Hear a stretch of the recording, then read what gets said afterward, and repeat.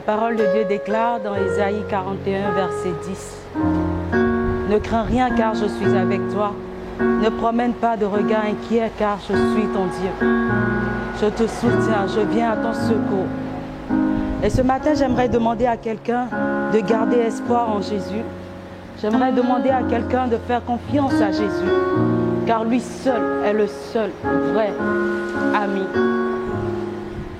Et il ne change jamais. Dans les épreuves, tu dois tenir ferme, car voici l'ami qui n'abandonne jamais, qui te délivre de tous tes ennemis. Jésus est l'ami fidèle. Dans les épreuves, tu dois tenir ferme, car voici l'ami qui n'abandonne jamais, qui te délivre de tous tes ennemis. Jésus est l'ami fidèle. Jésus est le seul ami. Il est le meilleur ami. Ne t'inquiète de rien, il est avec toi. Jésus est l'ami fidèle. Jésus est le seul ami. Il est le meilleur ami. Ne t'inquiète de rien, il est avec toi. Jésus est l'ami fidèle. Quand je l'ai rencontré, il m'a donné la paix. Il est ton ami qui n'abandonne jamais. Mon âme loue son merveilleux nom. Jésus est l'ami fidèle. Jésus est le seul ami. Il est le meilleur ami. Ne t'inquiète de rien, il est avec toi. Jésus est l'ami fidèle. Jésus est le seul ami. Il est le meilleur ami. Écoute sa voix, il est avec toi. Jésus est l'ami fidèle.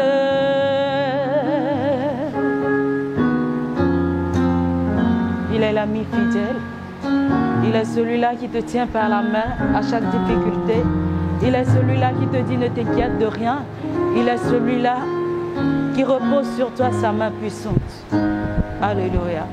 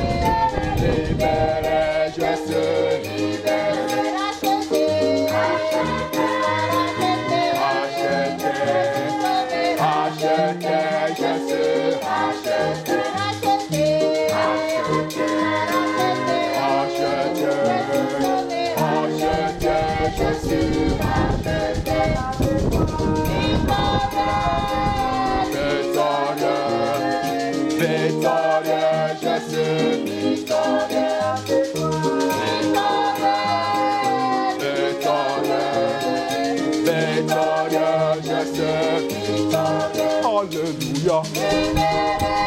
Mon sauveur, chanterai libéré, je suis libéré. Alléluia. Mon sauveur, je chanterai libéré, je suis libéré.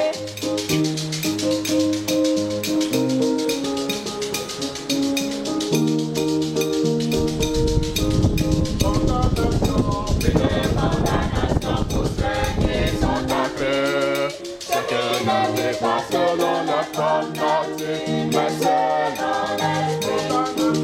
Plus de condamnation pour ceux qui sont ancrés. Ceux qui ne vivent pas selon la communauté, mais selon l'esprit. Par la loi de l'esprit, qui est dans la vie en Jésus-Christ. La liberté du Père. Je de la mort pour toujours libéré,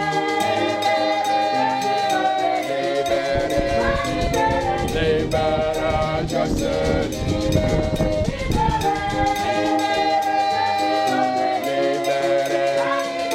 libéré, je suis libéré, racheté, je suis racheté. Racheté, je suis racheté. Victorieux, je suis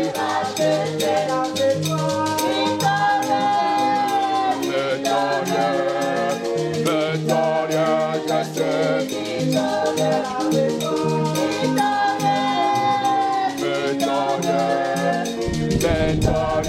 je suis Alléluia. Mon sauveur, je chanterai libéré, je suis libéré. Alléluia. Mon sauveur, je chanterai libéré, je suis libéré.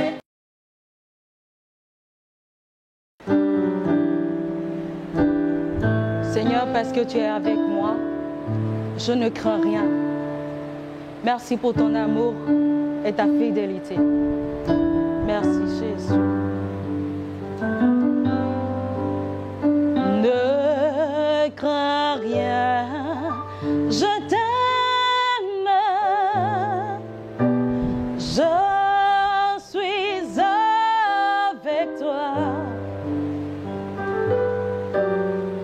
Promesse suprême qui soutient ma foi.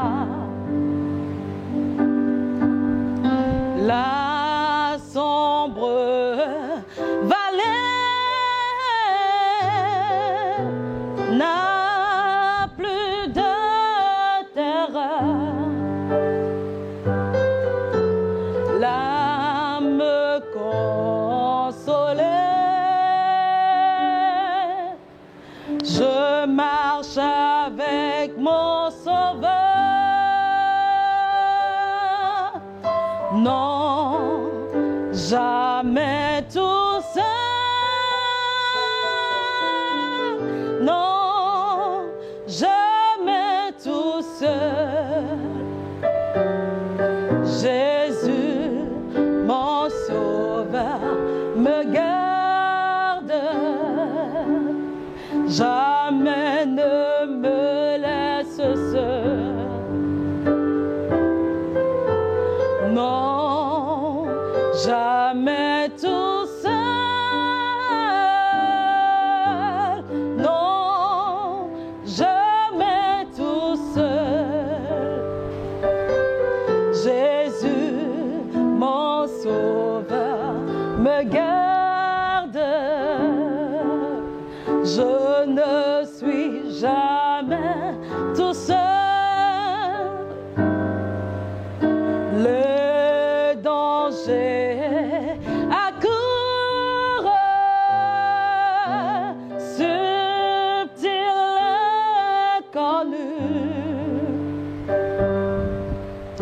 de prayer m'entoure,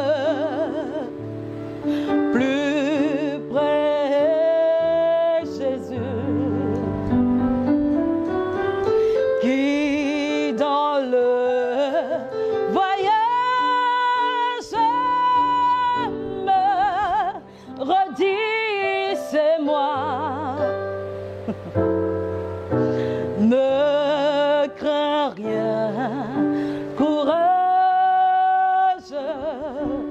je suis toujours avec toi. Non, jamais tout seul. Non, jamais tout seul. Jésus, mon sauveur, me garde,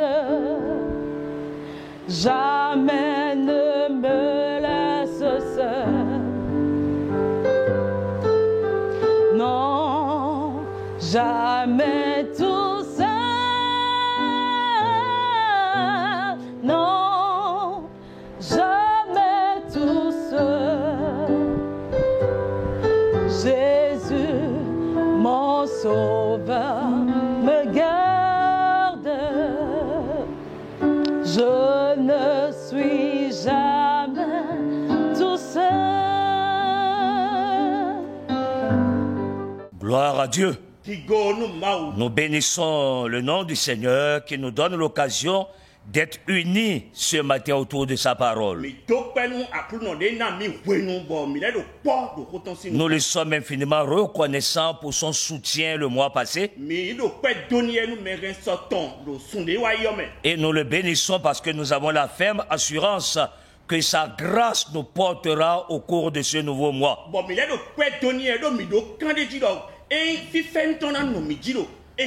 Nous vous invitons ce matin à lire avec nous le livre du prophète Jérémie, le chapitre 45, verset 1 au verset 5. Jérémie 45, 1 à 5. C'était la 4e année où Joachim, fils de Josias, était roi de Juda.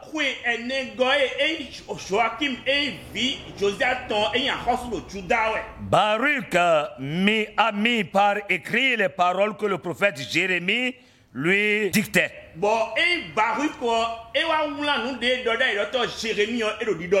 Cette année-là, Jérémie a dit à Baruch, Baruch, voici pour toi un message du Seigneur, Dieu d'Israël. Tu dis, je suis très malheureux. Oui, je souffrais déjà et le Seigneur augmente encore ma tristesse.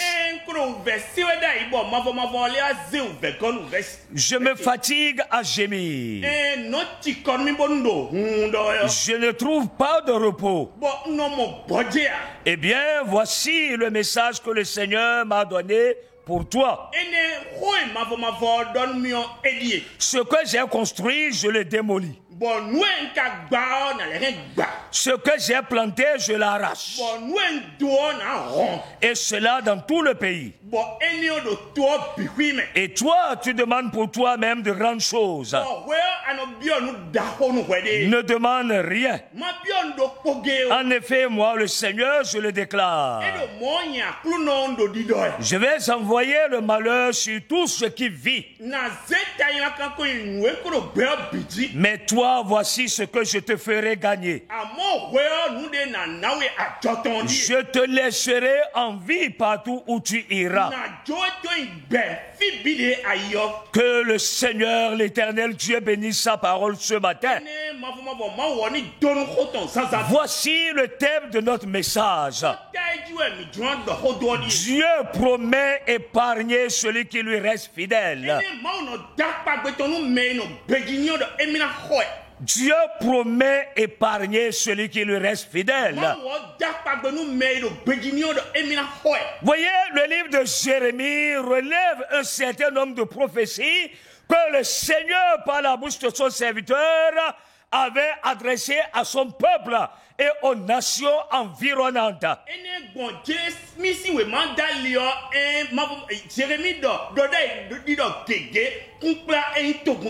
À cause du type de message que dont Jérémie était porteur, Jérémie était traité de prophète de malheur. Et c'est d'ailleurs pour cela que Jérémie était un prophète impopulaire. Il était un prophète impopulaire aussi bien au sein de sa nation que dans les autres nations.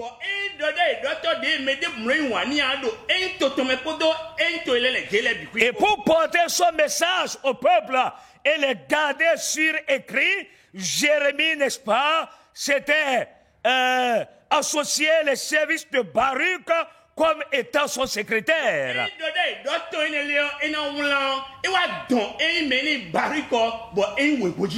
Et Baruch a servi Dieu fidèlement aux côtés de Jérémie. En réalité, les versets du chapitre 45 sont un message qui avait pour but de fortifier la foi de Baruch qui avait sombré dans le découragement.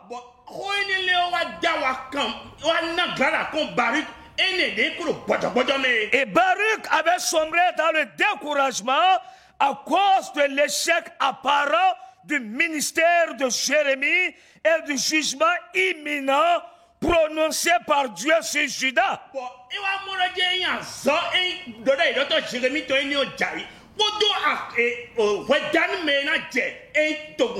Nous parlons d'un échec apparent du ministère de Jérémie parce que le peuple était resté insensible à la voix du prophète, insensible au message de l'Éternel Dieu.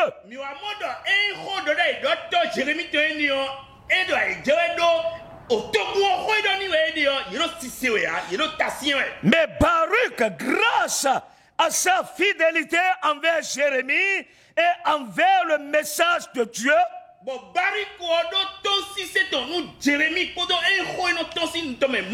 survivra à la destruction annoncée de Jérusalem.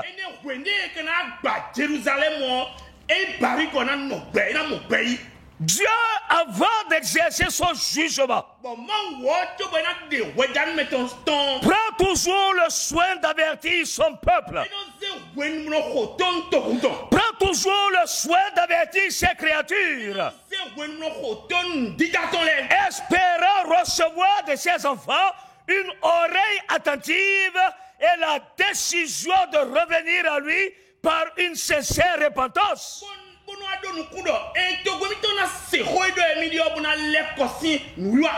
Lorsque Dieu avertit, il attend de voir dans la vie de son peuple un changement de conduite, un changement d'attitude et une décision de faire la volonté de Dieu.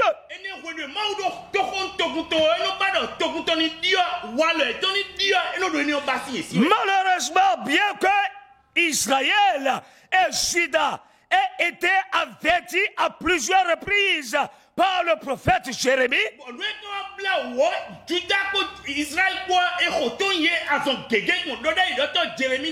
le peuple n'a pas cru devoir se repentir de ses péchés pour revenir à l'Éternel Dieu. Quand nous lisons Jérémie le chapitre 36, la Bible précise que c'était la 4e année du règne du roi Joachim sur Juda. Au verset 3 de Jérémie 36, après que Dieu ait averti son peuple par le prophète Jérémie, la Bible dit, les gens de Juda vont peut-être finir par comprendre que je veux leur envoyer le malheur.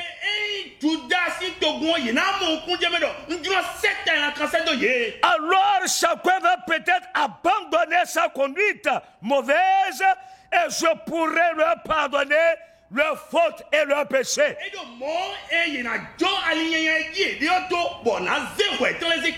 Dieu a donné l'occasion au peuple de revenir à lui.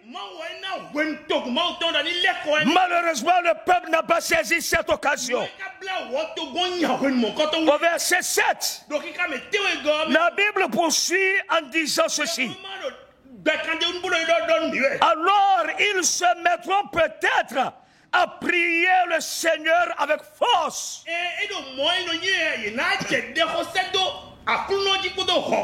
Et chacun abandonnera peut-être sa mauvaise conduite. En effet, le Seigneur a dit que sa colère, contre ce peuple était très grande. Il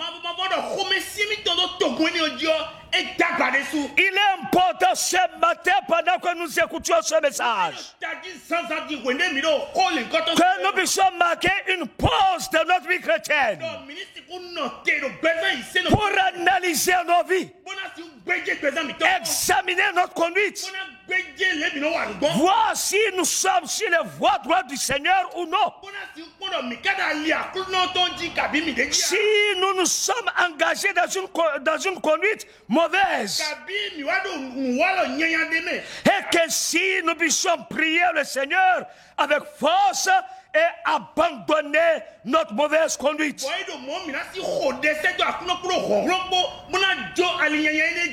La colère de l'Éternel Dieu est grande contre le peuple endurci.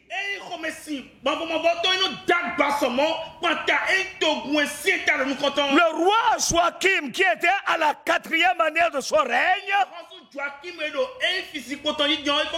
était malheureusement un roi impie, qui ne craignait pas Dieu, qui méprisait les avertissements du Seigneur. Dans Jérémie 36, le verset 23, la Bible dit chaque fois que Yehudi avait fini de lire 3 ou 4 passages, le roi les découpait avec un petit couteau et il les jetait au feu. Il a continué de faire cela jusqu'à ce que le rouleau soit complètement brûlé.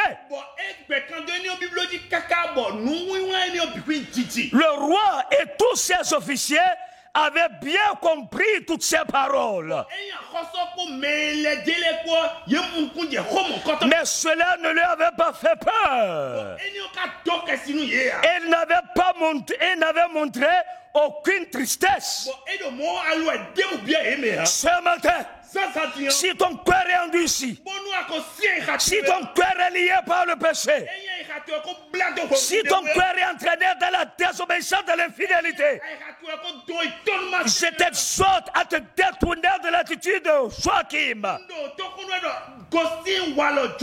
Je t'exhorte de te garder de mépriser la parole de Dieu. Ce que Dieu attend de nous, c'est la repentance sincère, la confession de nos péchés, l'abandon de nos mauvaises vies, l'obéissance à sa parole, la vie de sanctification, la crainte de l'Éternel et l'engagement à honorer le nom de l'Éternel Dieu en toutes choses. Malheureusement, le roi et tout son entourage, bien qu'ils aient compris toutes ces paroles du Seigneur, Cela ne leur avait pas fait peur. Et n'avait montré aucune tristesse, aucun signe de repentance. Qu'il n'en soit pas ainsi pour nous. Et c'est pourquoi Dieu a annoncé un jugement terrible sur le royaume de Juda. Et du chapitre 46 au chapitre 52, le Seigneur va annoncer des malheurs sur toutes les nations. Quand nous lisons le chapitre 51, le verset 1, la Bible dit: voici un message du Seigneur. Je vais faire souffler sur Babylone et sur ses habitants un vent qui détruit.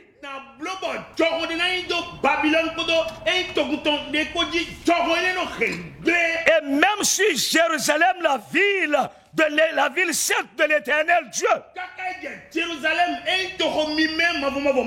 le Seigneur annonce la destruction de cette ville. Et même le temple qui était bâti en l'honneur de l'Éternel, Dieu annonce que ce temple sera détruit. Ce temple sera renversé. Dans Jérémie 52, le verset 13, il a mis le feu au temple, au palais du roi de Juda et à toutes les maisons de la ville, en particulier à toutes celles des notables. Que la grâce de Dieu nous soit accordée ce matin. Quel que soit l'état dans lequel tu es, une infidélité particulière, une désobéissance à la voix de Dieu, tu es assis dans un péché, tu vis dans un péché quelconque, répands-toi ce matin et reviens à Dieu.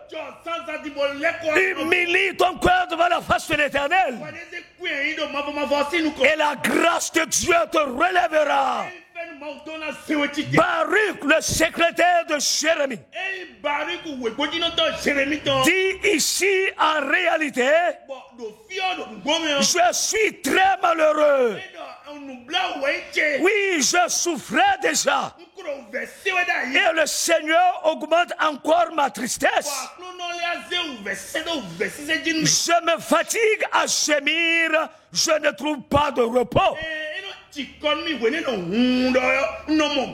C'était là les pensées qui inondaient le cœur de Baruch.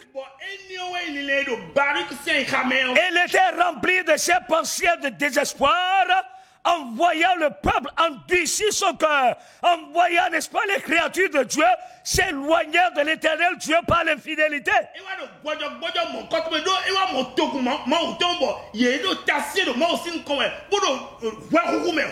Et malgré les prophéties, malgré les avertissements, personne ne s'humiliait, personne ne revenait à l'Éternel Dieu.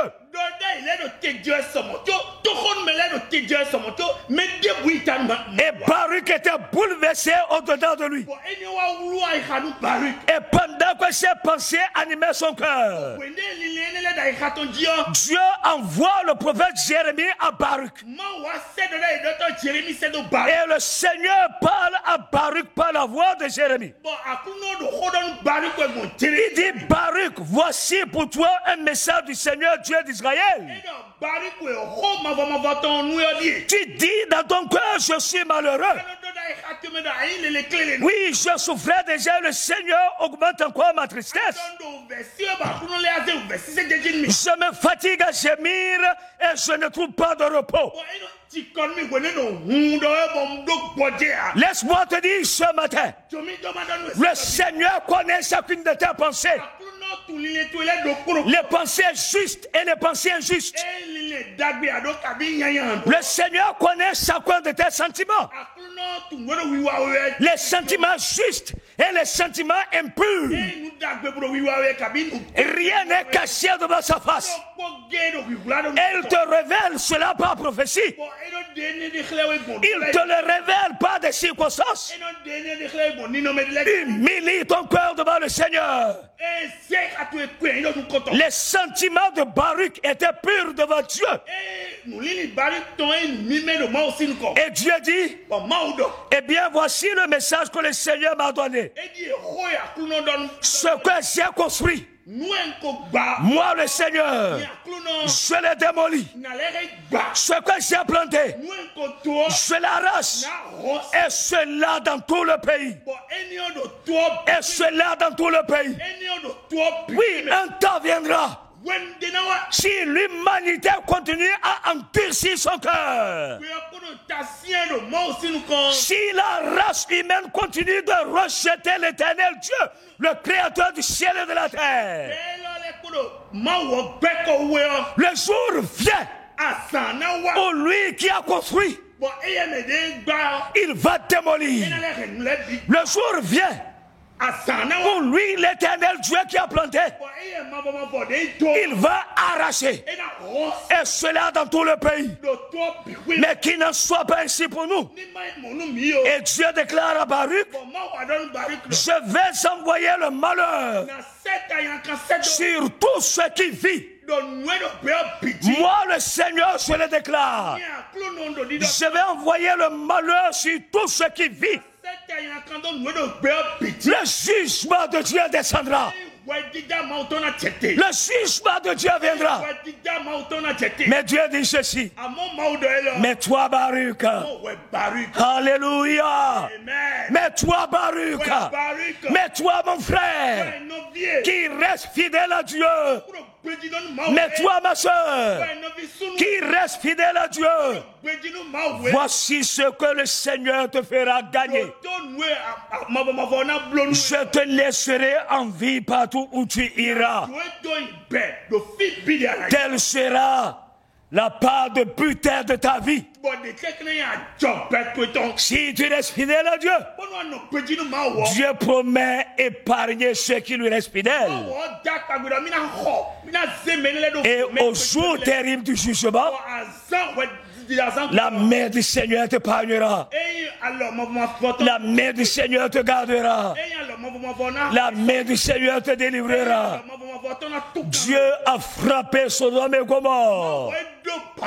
Ces deux villes ont été détruites par le feu. Mais le juste Lot et ses filles ont été épargnés de ce châtiment.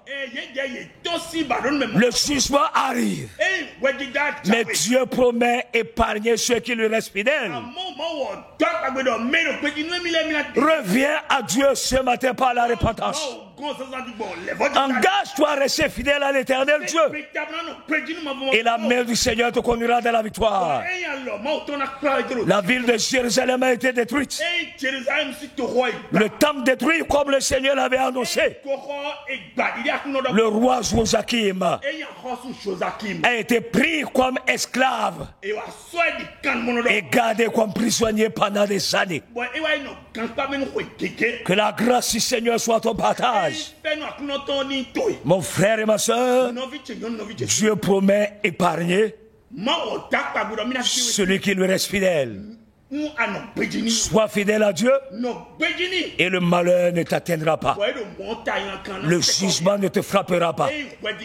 Ni toi, ni ta maison, ni ce qui t'appartient. Que Dieu te bénisse. Seigneur, bénis ton peuple ce matin. Et je te prie pour le cœur repentant. Fais grâce et miséricorde. Pardonne, Seigneur, ce cœur ce matin. Je te prie pour le cœur endurci. Brise tout cœur endurci. Et conduis-le à la repentance sincère. À un retour à toi. Et à l'obéissance à ta parole. Sois apaisé envers tes enfants. Épargne ceux qui reviennent à toi du jugement terrible qui va s'abattre. Et que ta grâce soit le partage de ton peuple. Au nom de Jésus, nous avons prié. Amen. Que le Seigneur vous bénisse. Que le Seigneur soit avec vous à tous égards. Et que la nouvelle semaine soit bénie par le Seigneur. Que tout ce mois soit un mois de grâce et de bénédiction de l'Éternel Dieu. Maranatha, Jésus revient. Soyons prêts. Amen.